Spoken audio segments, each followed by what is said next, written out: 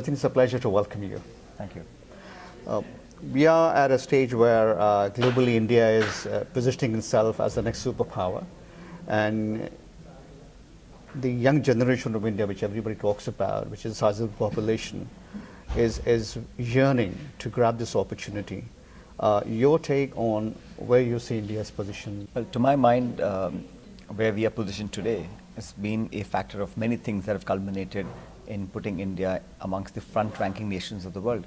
And it's true that the younger population in India today is far more daring, creative, talented, and more skilled to take on the challenges of a global world.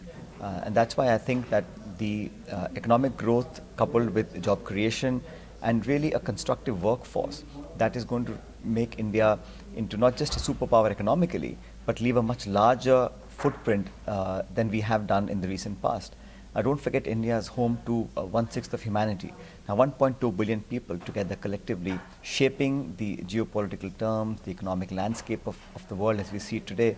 I think it's a great paradigm shift in how India was viewed earlier and how we are viewed today. And a lot of that work has to be done by people who are young. The median age in India today is 26 years of age. It's just mind-boggling that the numbers that we have. But we also have to be careful that this young population, if remained uneducated or unskilled, will then become a big burden on us. So I'm very positive that despite the challenges and the hindrances that we face, young Indians are going to make a meaningful impact and help us shape India's future in a much more prosperous way than we've been able to do in the past before. You've been a member of the cabinet in the earlier government. You have seen the corporate affairs from the helm. There have been a lot of challenges, especially when it comes to US companies, and now that we are here at Berkeley's Haas School of Business, Silicon Valley has always been at the forefront of innovation. Indians have done so amazingly well here. How do you think those challenges are going to be met in terms of opening up the economy, especially when it comes to startups? Well, I think challenges will remain, but our experience has shown that once we understand each other and are able to really pinpoint the specific issues at hand, we're able to better deal with them. You will always have issues of labor movement, immigration issues, certain laws being changed in either country. There is a competitive spirit that also leads us to many unwanted positions. But I don't think that these challenges are unsurmountable. They're all issues that can be resolved over discussions. And the most important part is that irrespective of who's in government in the United States or in India, there is a large understanding between political dispensations and between different shades of government that India-US ties remain as close as they are and perhaps even closer. So trade issues, bilateral issues, economic hindrances, I think are becoming less and less as we move on. There will be a time where we'll have a much better understanding of how to deal with them.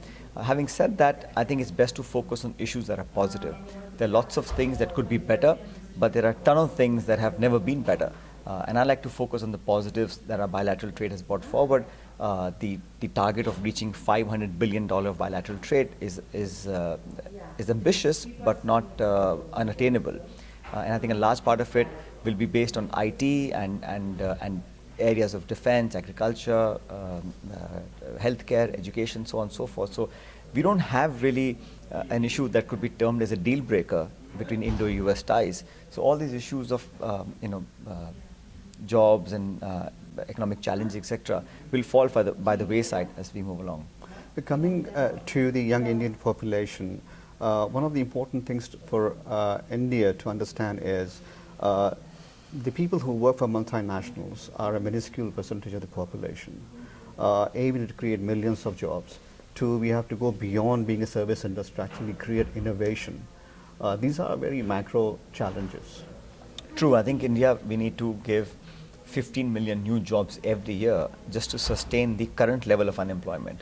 And that's a huge ask for any country to come up with 15 million new jobs every year.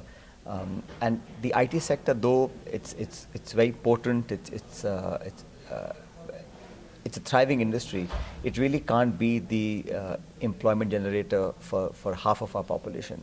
You will need to focus on manufacturing, you will need to focus on niche areas which are not commoditized. Even in the IT sector, there's a lot of competition from developing countries that are now catching up. So we have to be ahead of the curve in terms of retooling and reskilling our workforce. But IT, technology, and service sector cannot be the answer for all our problems. We need to focus on shifting a large population of our agrarian communities into the shop floor, into the manufacturing, areas of our industry. And no economy, really no large economy the size of India, has been able to become a developed economy without having to go through the manufacturing cycle. So we'll have to also focus on manufacturing as well as keep on doing the good work that we've done so far in the IT and the services sector.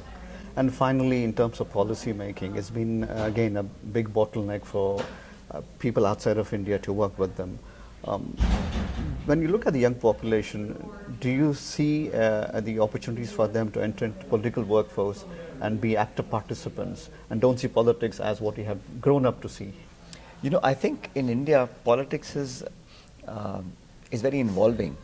The amount of discussions, the amount of emotional attachment people have to politicians and politics, of course, it's a love-hate relationship. But I think politicians in India and politics in general has a much more benign presence, because people believe that policymakers can lead India to greater heights.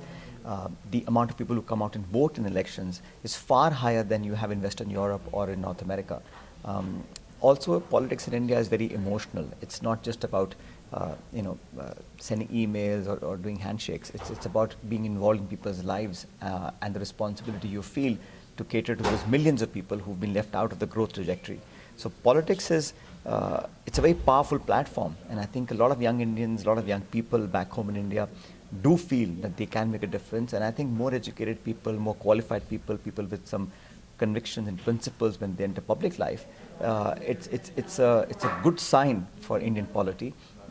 And I see no reason why young people should not take up leadership challenges and lead the country from the front.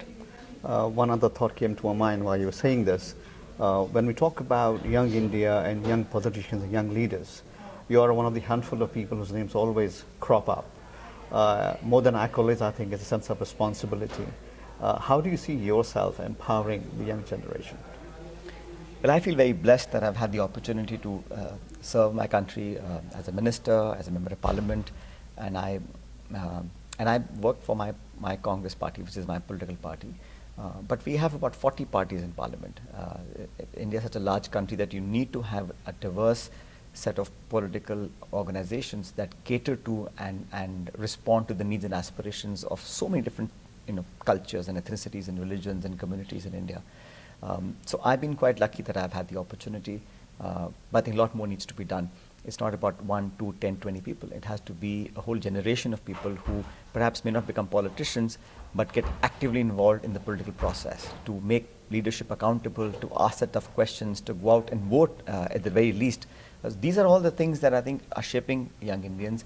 And despite what you may hear, that young Indians perhaps despise politics or are keeping away from it, I think the disenchantment is superficial.